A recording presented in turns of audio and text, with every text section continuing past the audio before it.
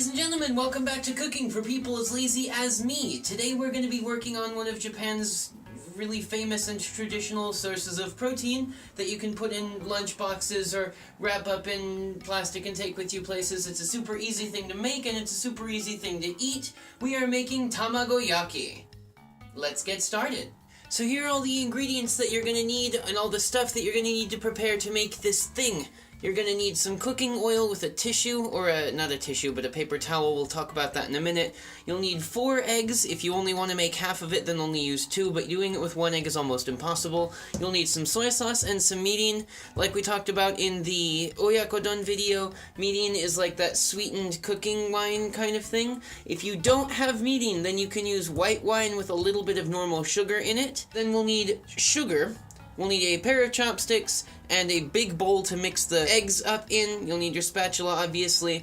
Now, the Tamagoyaki pan is this sort of squarish looking gentleman that I got from Daiso, which is why it's burnt to like really horribly on the inside.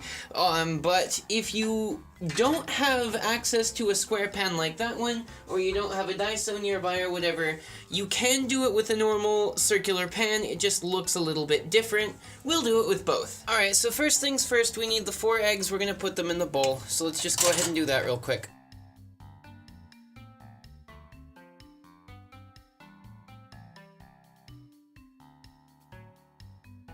Let's just add the rest of the ingredients, why not? So we'll start out with your sugar. You're going to want 1 tablespoon of sugar. I like to use a little bit less than a tablespoon because the mirin is sweet enough. But if you like your omelet sweeter, you can put an entire tablespoon in. Some people don't even put any sugar in. That's fine. If you don't like your sweet omelet that sweet, then don't put as much sugar. The mirin does a decent job of sweetening it by itself. You know, sometimes kind of. A tablespoon of mirin and a tablespoon of soy sauce. Too much soy sauce is probably the worst thing, so probably don't put like a ton of soy sauce in it. It's not great when there's too much soy sauce. Alright, now let's beat this stuff up. Alright, next thing we're going to want to get our pan ready. Now, I've got my normal burner set up here, but of course, my burner is not an ideal setup. It doesn't really make much of a difference. So you light your burner up, and you want to throw it down to, like, pretty low heat.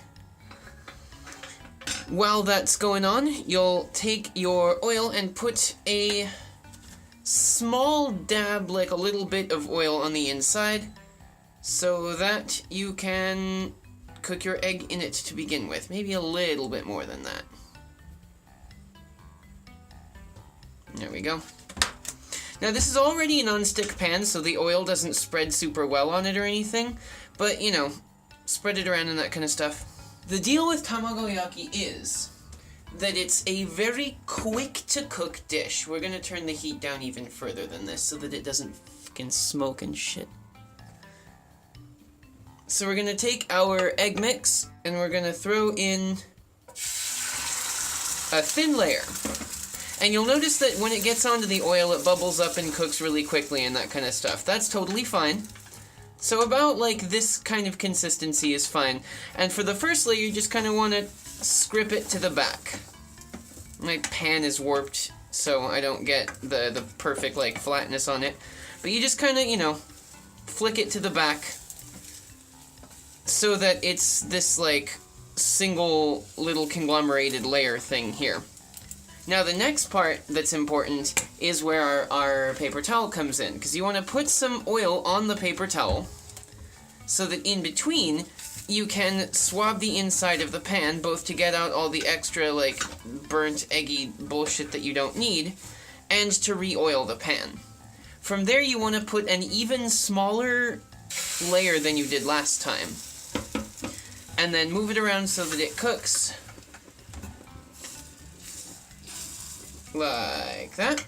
Now, you gotta make sure that the egg goes under the bit that's already there so that it makes it easy to, like, connect to that bit of egg, right? And again, like, you don't want it to be fully, like, completely hardened egg style, like, cooked up before you flip the thing over. So here's where we're gonna start doing the actual only semi-difficult portion of this recipe. So you gotta push this bit out here a little bit so that you can get under it with your spatula, and you're gonna flip it over like this, so that you start getting this kind of roll. Move this back and sort of tamp it down, and you move that back into this corner here. Perfect. You just really want to make sure that your egg doesn't stick to the pan.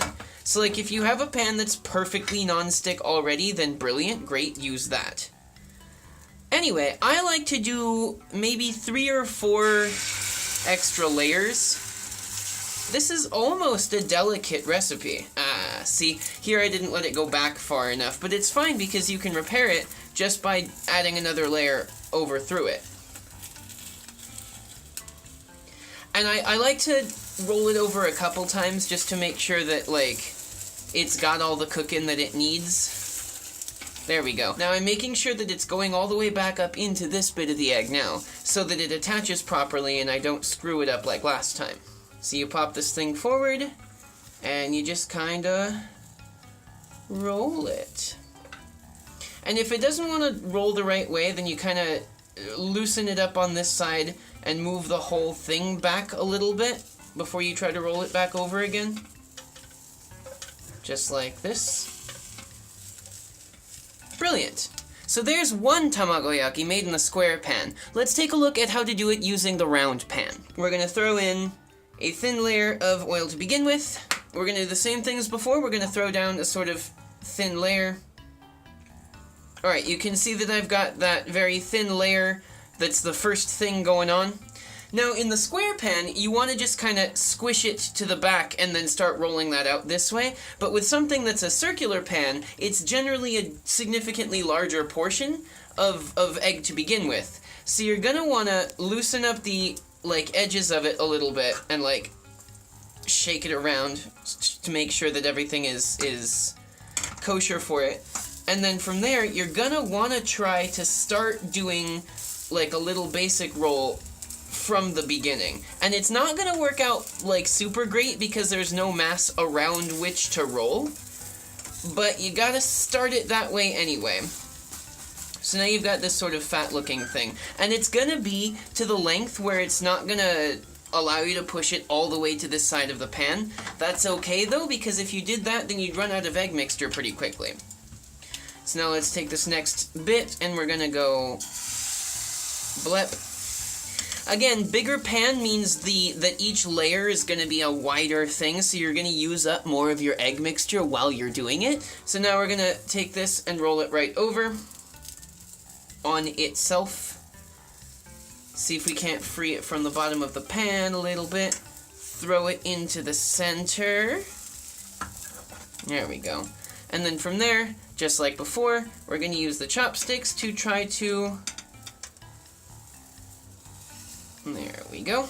Because of the way that the pan, or the way that the layers in this one work, it's just straight up too big to have the prettiest kind of layer. But you will still have the layers. Do not judge your tamagoyaki cooked in a round pan, because you're doing the best that you can, and so is it. And that's really everything that we can do, right? So long as you're doing the best you can, don't let anyone else judge you. Now, significantly fewer layers, yes, but we'll see how it stands up to the one that was from the square pan. And there we go. So here are our 2 previously cooked tamagoyakis. Let's cut them open and see what they look like on the inside. So here's our first one from the square pan. Taking a nice even cut off the edge. You can take a look inside and see each of those layers that have been put up. Really super easy that way. This is that end bit here, which I'm just gonna eat. Next up, we have the one that was cooked in the round pan. A little bit of an uglier thing, but you can see that it still has the layers that are characteristic of the tamagoyaki, which is the important bit. So ladies and gentlemen, I hope that you enjoyed this episode about how to cook tamagoyaki. It's not really about how it looks so much as it's the ability to take this thing, the whole omelet, wrap it in some plastic or like chop it up and put it in a box or something, and then be able to eat this as a source of protein. It's fantastic, and I make it all the time. So, bon appetit. Well, ladies and gentlemen, thank you for watching this episode. I hope that you enjoyed it. If you enjoyed it, please remember to like, share, and subscribe if you haven't already done so. You can also take a look at my socials. That's the Facebook and Twitter that are down in the description box. You can also take a look at my Patreon and get my stuff a day early, if I can manage to put it out a day early. Sometimes I don't, sorry, but also get a couple other rewards and things. So thanks very much for watching, ladies and gentlemen, and I will see you next time.